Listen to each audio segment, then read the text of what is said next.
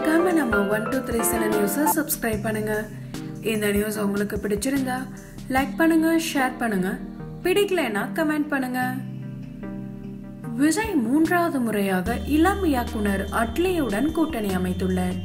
AGS நிறுவனம் தயாரிக்கும் இந்த படம் விளையாட்டை மையப்படுத்தியது என்பது நாம் எல்லோருக்கும் தெரிந்த விஷயமே. ஏற்கனவே வெளியான தகவலும் கூட.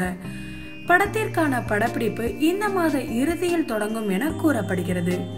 இந்நேரத்தில் இந்த படத்தில் பரியரும் பெருமாளும் பட புகழ் கதிர், யோகி பாபு, விவேக் போன்றவர்கள் இணைந்துள்ளார்கள் என்று செய்திகள் வந்தது.